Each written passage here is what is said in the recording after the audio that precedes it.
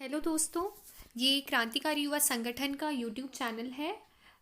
आज हम semester 3 BA programme में जो इंग्लिश का सिलेबस है उसकी बात करेंगे।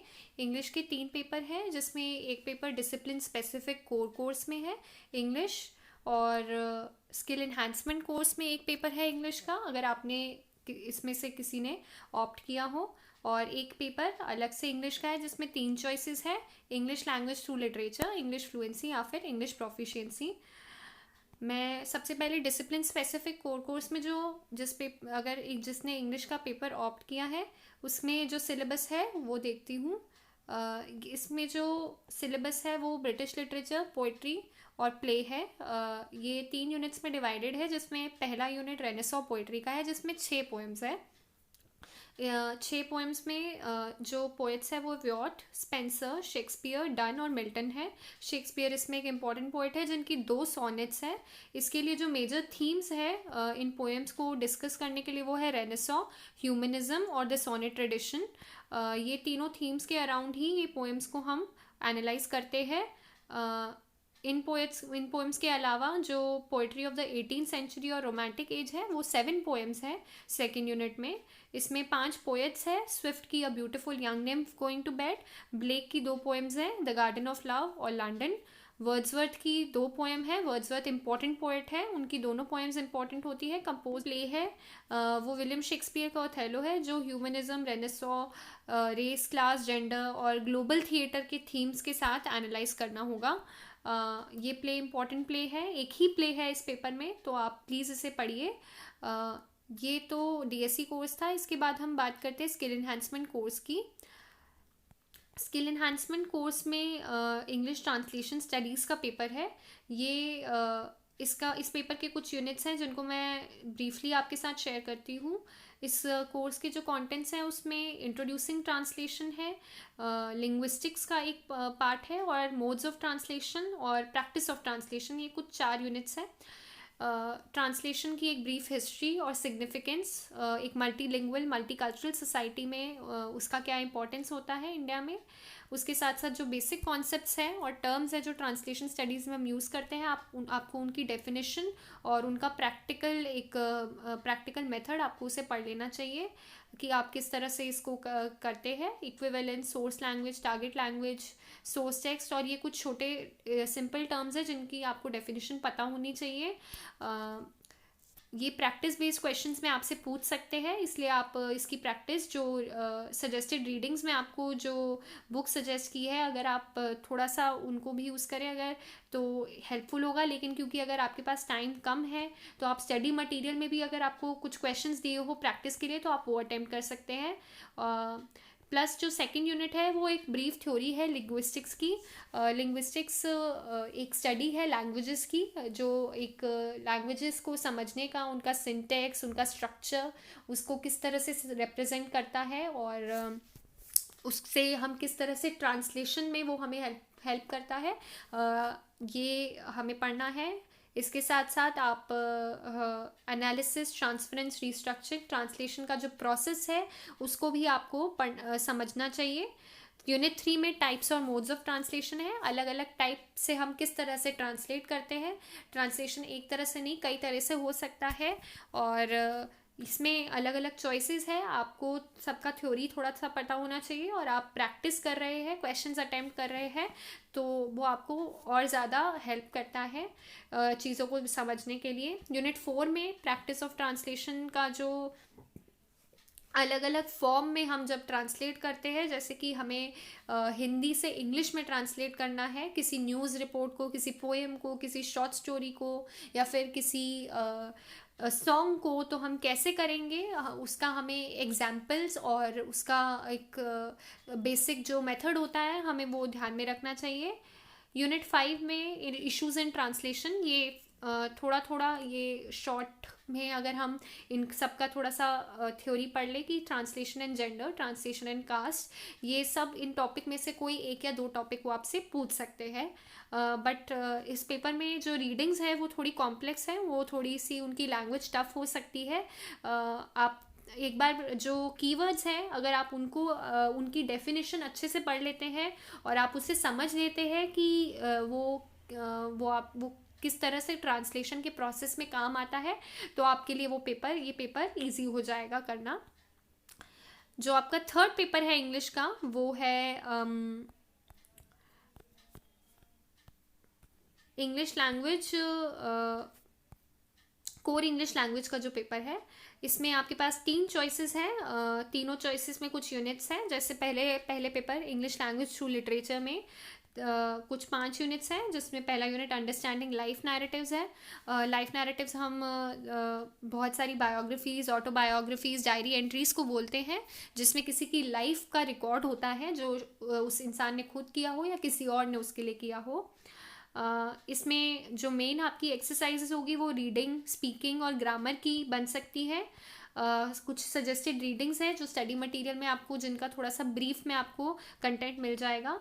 यूनिट 2 में आती हूँ। यूनिट 2 एक्सप्लोरिंग पोएट्री का है। इसमें पोएट्री की एक्सरसाइजेज होगी, कुछ पोएम्स होंगी, बेसिक पोएम्स। उन पोएम्स को आपको एनालाइज करना है, पढ़ना है, और उनकी एक इंटरप्रिटेशन, जो उसमें पोएटिक एलिमेंट्स है, वो सब आपको आइडेंटिफाई करने आने चाहिए कि एक मेटाफर क्या है, एक सिंबॉलिक रिप्रेजेंटेशन होती है कि कोई चीज़ का सिंबल है, वो आपको आइडेंटिफाई करना है पोएम में।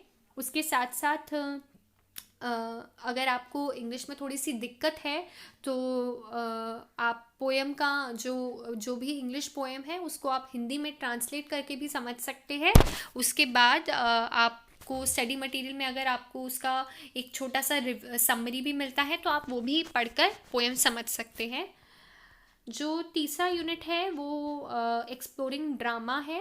इसमें आपको प्लेस पढ़ने हैं, जिसमें प्लेस में भी ग्रामर और जो राइटिंग स्किल्स हैं आपको उस पर भी ध्यान देना है, क्योंकि जो ड्रामा होता है वो पोएट्री से थोड़ा अलग, मतलब पोएट्री से अलग उसका एक इंटरप्रिटेशन होता है। ड्रामा में आप ड्रामा में कुछ चीज़ें एलिमेंट्स होती है, जैसे कि डायलॉग फॉर्म ड्रामा में यूज़ होता है, तो आप उन सब चीज़ों पे ध्यान दें कि ड्रामा और पोएट्री किस तरह से एक दूसरे से अलग फॉर्म्स बन जाते हैं। एक्सप्लोरिंग फिक्शन 4th यूनिट है, जो नॉवल पे बेस्ड है। इसमें सजेस्टेड रीडिंग्स है the house on mango street. ये एक नॉवल है जो आप पढ़ सकते हैं। इसके अलावा स्टडी मटेरियल में इस पे कुछ छोटी एक्सरसाइजेस हो सकती है, जिस पे नॉवल पे बेस्ड आपसे क्वेश्चंस पूछे जा सकते हैं। ये इसके बाद हम यूनिट 5 पे आते हैं। तो ये एकेडमिक एसे पे एक यूनिट है, जिसमें एकेडमिक एसे कैसे लिखना है और उसकी जो गाइडलाइंस होती है कि कोई भी एकेडमिक एसे लिखने के लिए एक पर्टिकुलर स्टाइल फॉलो किया जाता है, जैसे कि MLA स्टाइल फॉर्मेट या फिर APA स्टाइल शीट्स का। तो उसको आपको प्रैक्टिस करना चाहिए। इसकी आपको जो स्कोर ब्रेक करके आपको नीचे रीडिंग एंड राइटिंग स्किल्स में आपको एक स्कोर ब्रेक दिया हुआ है, जिसमें क्वेश्चंस किस तरह से पूछे जाएंगे आपको वो एक बार गो थ्रू कर लेना चाहिए, क्योंकि इसमें रीडिंग कॉम्प्रिहेंशंस और ग्रामर, इन सब से रिलेटेड कुछ क्वेश्चंस पूछे जाते हैं। इसके बाद जो हमारा सेकंड चॉइस जो है वो इंग्लिश फ्लुएंसी का है। सेम इसमें जो लेवल होगा शायद यूनिट्स का वो थोड़ा सा ऊपर नीचे हो सकता है, बट अदरवाइज इसमें भी वही सेम यूनिट्स हैं जो कि पहले पेपर में है। Elements of debate, academic writing, argument and textual evidence, जिसमें आपको एक प्रेजेंटेशन बनानी होगी, किसी भी टॉपिक पे हो सकती है। कोई भी टॉपिक पे आपको किसी तरह का एसे या फिर रिपोर्ट लिखने के लिए मिल सकता है। सेकेंड यूनिट में डोमेस्टिक स्फीयर में जो इनफॉर्मल राइटिंग होती है, जैसे कि लेटर राइटिंग है, ये भी आप लेटर राइटिंग ये आप प्रैक्टिस करिए ताकि आपको पेपर में लिखने में इस वक्त आसानी रहे। सजेस्टेड रीडिंग्स में एक अच्छा आर्टिकल है, अच्छी एक एक्सर्प्ट है आपके पास। ज्योतिबा फूले को सावित्री बाई फूले ने जो लेटर्स लिखे हैं आप वो पढ़ सकते हैं। स्टडी मटेरियल में भी वो मिल सकता है आपको। यूनिट 3 में पब्लिक प्लेसेस में जो जिस तरह की राइटिंग प्रैक्टिसेस फॉलो होती है, जैसे कि डायलॉग, कॉन्वर्जेशन और इंटरव्यू जो लिखने का एक फॉर्मेट है, आप वो भी प्रैक्टिस करें। और एक कॉन्वर्जेशंस किस तरह से इंटरेस्टिंग और इंगेजिंग बनाई जाती है। आप वो भी प्रैक्टिस करके आपको इंटरेस्टिंग लगेगा ये प्रैक्टिस करने में भी। यूनिट 4 पैराग्राफ राइटिंग है। इसमें कुछ रीडिंग्स गिवन है। अगर राइटिंग को लेकर बहुत ज़्यादा थ्योरी क्योंकि नहीं पूछी जाएगी, वो आपसे डायरेक्ट क्वेश्चंस आपको राइटिंग बेस्ड देंगे, तो आप प्रैक्टिस करके उस पर एक अपना अच्छा होल्ड बना सकते हैं कि इंग्लिश को कैसे आप कैसे अच्छी इंग्लिश, सिंपल इंग्लिश यूज़ करके भी आप कैसे नॉर्मल बेसिक कॉन्वर्जेशन या फिर एक छोटा सा आर्टिकल कैसे लिखे, आपको ये आना चाहिए। यूनिट 5 है इंटरफेस विद टेक्नोलॉजी। ये क्रिएटिव राइटिंग और अफेक्टिव और पोएटिक एक्सप्रेशन पर बेस्ड है। इसमें आप एक कोई पोएम या फिर कोई भी किसी भी तरह का क्रिएटिव पोस्ट कैसे लिखते हैं या फिर किस टॉपिक पे लिख सकते हैं, आपको ये सोच के रखना चाहिए, ताकि आप जब पेपर में ये लिख रहे हो तो आपको कम टाइम में आप कुछ अच्छा भी लिख सके और आप उस वक्त कंफ्यूज ना हो कि आप क्या लिखें। इसलिए आपको इसका एक छोटा सा ड्राफ्ट आई थिंक अपने साथ रख लेना चाहिए। तो थर्ड जो चॉइस है आपकी वो इंग्लिश प्रोफिशिएंसी है। इसमें रीडिंग और कॉम्प्रीहेंशंस का क्वेश्चंस आएंगे, ग्रामर के होंगे।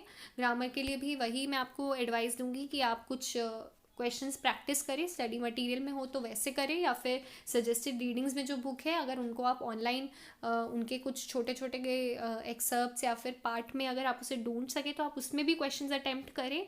ये आपको बहुत हेल्प करेगा पेपर में इमीडिएटली। अगर आपको इस तरह के क्वेश्चंस मिलते हैं तो आप फटाफट उसे सॉल्व कर पाएंगे। आपको बार बार रूल बुक्स या फिर ग्रामर में बुक्स में से देख कर आंसर नहीं करना पड़ेगा।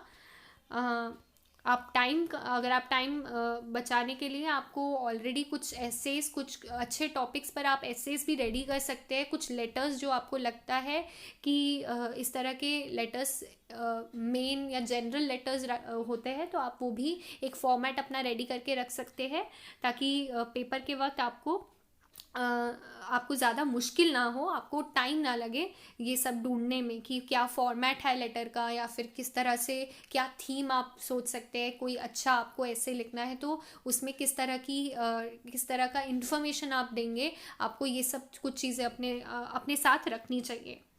तो इसके लिए भी कुछ रेफरेंसेस है, जैसे इसके अलावा जॉब इंटरव्यू के लिए अगर आप जाते हैं तो कैसे आप अपनी एप्लीकेशन CV आप कैसे लिखते हैं, आप ये सब भी आप यूनिट 5 में, क्योंकि ये सजेस्ट कर रहे हैं तो आप वो भी ध्यान में रखें। ये आपको आसानी से दूसरे सोर्सेज पर भी ये इन्फॉर्मेशन मिल जाएगी। रेफरेंसेस है इसके साथ साथ, वो रेफरेंसेस लेकिन मुश्किल हो सकते हैं, तो आप स्टडी मटेरियल को ही अपना पहला वो लेके चले कि आपका पहला कंटेंट आप वहीं से देख रहे हैं। उसके बाद आपको अगर एडिशनल हेल्प चाहिए तो आप इन एडिशनल रिसोर्सेज और उन पर जा सकते हैं। तो दोस्तों मैं आशा करती हूँ कि आपको सिलेबस का जो भी कंटेंट है वो मिल गया होगा, और अगर आपने अभी तक डाउनलोड नहीं किया है तो आप प्लीज़ जल्दी से कीजिए और KYS के इस यूट्यूब चैनल को सब्सक्राइब कीजिए। हम आगे BA प्रोग्राम के और भी बाकी कोर्सेज़ का भी सिलेबस आपके साथ शेयर करते रहेंगे।